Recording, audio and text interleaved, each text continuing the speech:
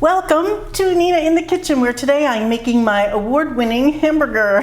This burger is award-winning in that a friend of mine called me up one day and said that she and her husband were going to a party and the guys were all going to get together and make their best burgers, and whoever won the contest was going to win, I don't know, a 6-pack of beer or something, and my burger won. So I thought I would make it for you today since we're in burger season.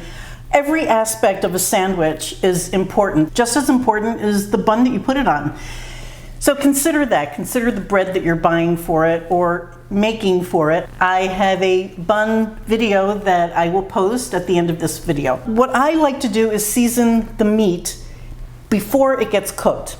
And you'll see some chefs say you shouldn't salt the meat because the salt draws out the liquids or whatever. And that's true if you leave this sitting around for a long time. But we're not going to. I'm going to mix everything together and then put it right in the pan. So let me tell you what I'm doing today, because it's a little different. This gets very smoky. If you don't have a good ventilation, then you probably shouldn't do this recipe indoors. I'm going to start mine in here, inside, and then take it outside and finish this on the side burner of my grill. If you have a gas grill, or you don't have a grill at all, this is a very important ingredient in my opinion, and that is liquid smoke. Liquid smoke is a natural product. It's just smoke that has been distilled, taken from hickory or mesquite logs. I'm going to just shake it up first, put, I don't know, about a teaspoon or so. This is 1 pound of 80-20 beef. And that means that 80% of this is meat and 20% is fat. That gives you a really, really nice mouthfeel. The burgers will always be juicy, no matter if you like it medium rare or well done. And I'm just going to put, that is about a 1/4 teaspoon, I'll say 1/2 teaspoon of salt. There are some foods that have natural glutamates in them. And what that means is that it makes your meat taste meatier. So Liam Perrin's Worcestershire sauce is one of them, or I should say Worcestershire. So I'm going to give that a couple of shots. That was about a teaspoon. And a little pepper. In the meantime, I think I'll heat this up. And some onion powder. So really, this is very simple. There's not a lot in here. And you don't want a lot. You don't want to taste it here. Those flavors should be on the outside of the burger. So I'm just going to gently, I'm not pressing, I'm using my hand more like a whisk to just mix this up. You want to keep it rather aerated. You don't want to pack your burgers too much. This is 1 pound of meat, so I like dividing it into thirds. So that's going to give me, around 5 ounces each on a burger, which I think is a good size. You can get them thick that way. This is the size of my bun, more or less. And you see, this is not packed hard. It's kind of loose.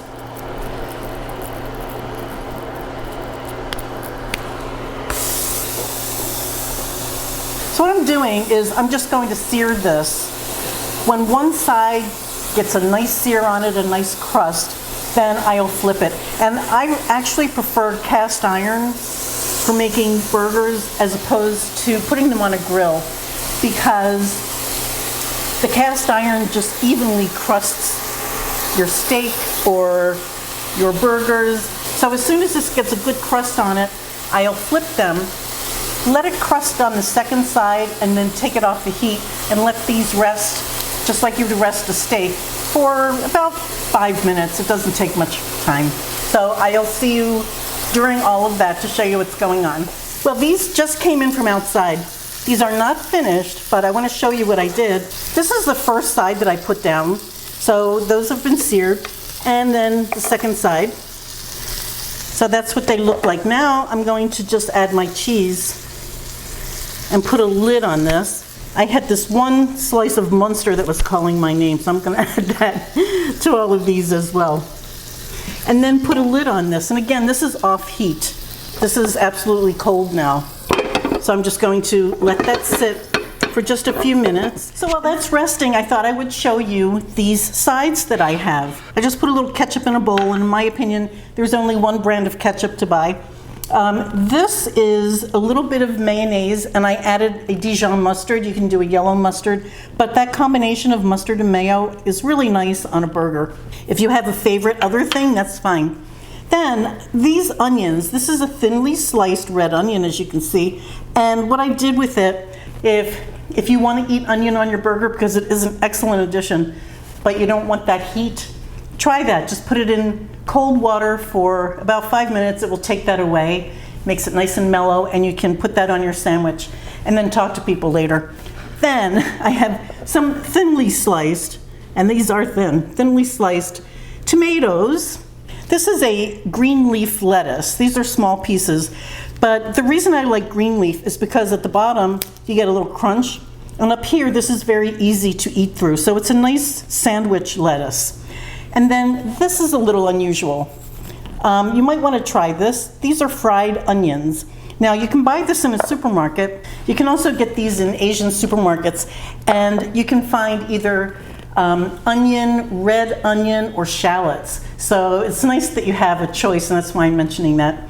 These are some buns that I made. These are hamburger buns, as you can see. They're great for any sandwich. I have a video on that I will post at the end, but you do want to consider what you're putting together. Okay, let's build this burger. Going on with the mayo, and if you're putting it on one piece of bread, I always bring it to the second. Ketchup, yes.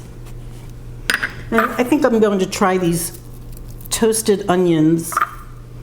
That'll give this a nice crunch, and it's something a little different.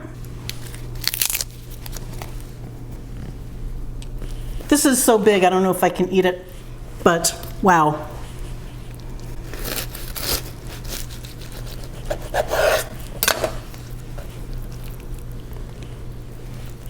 That is a nice profile, and what I love about this method too is that if you'll notice, this isn't going to stay here. There's still a little bit of pink in there, and that's exactly what I love. If it's cooked all the way through, I'm sorry USDA, I don't care for it.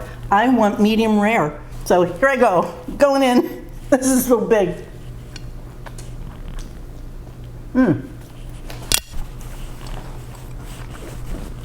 I need a wet towel, but that is so good.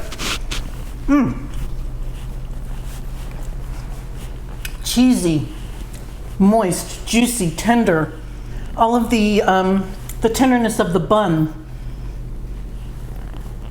the crunch of the lettuce and the onion, it all works. This is a great sandwich. No wonder I got an award. I hope you enjoy this. Have a great grill season. Thank you guys for watching. Bye.